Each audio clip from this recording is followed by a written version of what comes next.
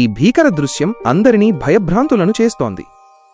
ఆ శవం గాలి తగిలిన వెంటనే వేగంగా ఆక్సీకరణం చెందడం ప్రారంభమైంది. కేవలం కొన్ని సెకండ్లలోనే ఆ శరీరం ఎముకలగూడులా మారిపోయింది. జాక్ తన మనుషులను ఆ శవాన్ని తీసుకువెళ్లమని ఆదేశించాడు. కాని లారాకు ఏదో తేడాగా అనిపించింది. గోడపై ఉన్న పాడైపోయిన చిత్రాలను, తన వస్తువులను చూసి ఆమె దిగ్భ్రాంతికి గురైంది. జాక్ పంపిన 2 వ్యక్తులు ఆ శవాన్ని ఎత్తబోతుండగా అకస్మాత్తుగా ఆ శవం లేచి కూర్చుంది. అందరూ భయంతో గంతులు వేశారు. కాని జాక్ ఆ పరిస్థితిని చూసి నవ్వాడు. ఆ శవం ఏదో యంత్రం ద్వారా కదులుతోందని అతను గ్రహించాడు.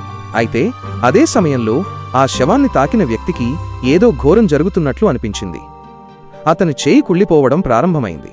తుఫాను మొదలవ్వడంతో ఆ ఇన్ఫెక్షన్ వేగంగా వ్యాపించసాగింది.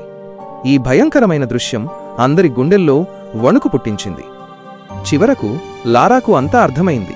రాణి ఒక వైరస్. ఇతరులను రక్షించడానికి ఆమె తనను తాను ఈ లోకం నుండి వేరు చేసుకుంది. కాని ఇన్ఫెక్షన్ సోకిన ఆ వ్యక్తి భరించలేని నొప్పితో విలవిలలాడాడు. అతను తన ఆయుధాన్ని తీసుకుని పిచ్చిగా కాల్పులు జరపడం మొదలుపెట్టాడు. వెంటనే జాక్ అతడిని కాల్చి చంపాడు. ఆ శక్తివంతమైన వైరస్ ప్రభావాన్ని అందరూ తమ కళ్లారా చూశారు. అయినప్పటికీ జాక్కు రాణి అవశేషాలను తీసుకెళ్లాలనే దురాశ పోలేదు. దానికోసం వేల మందిని చంపడానికైనా అతను సిద్ధమై జాక్ నేలపై నుండి ఒక చిన్న నమూనాను శాంపుల్ తీసుకుని ప్లాస్టిక్ సంచిలో భద్రపరిచాడు. లారా మరియు ఆమె తండ్రి మార్క్ వెంటనే అతడిని అడ్డుకోవడానికి ప్రయత్నించారు. మార్క్ నేలపై ఉన్న తుపాకీని తీసుకుని జాక్ కాలిపై కాల్చాడు. ఈలోగా గుర్గా లారాను వెంబడించాడు.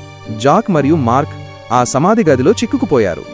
వారు ఒకరిపై ఒకరు కాల్పులు జరుపుకుంటుండగా ఇందాక చనిపోయిన వ్యక్తి అకస్మాత్తుగా లేచి మార్క్ మీద పడ్డాడు. ఆ అవకాశాన్ని ఉపయోగించుకుని జాక్ అక్కడ నుండి తప్పించుకున్నాడు. మార్క్కు వేరే దారి లేకపోయింది. ఆ మమ్మీలా మారిన వ్యక్తిని అతను కాల్చాల్సి వచ్చింది.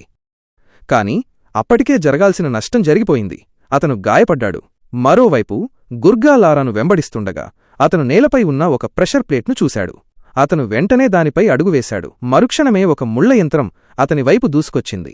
లారా తిరిగి తన తండ్రి దగ్గరకు వచ్చేసరికి అతనికి అప్పటికే ఇన్ఫెక్షన్ సోకిందని తెలిసింది. జాక్ను ఎలాగైనా అడ్డుకోమని మార్క్ తన కూతురిని కోరాడు. ఆమె చివరిసారిగా తండ్రికి ముద్దు పెట్టి వీడ్కోలు పలికింది.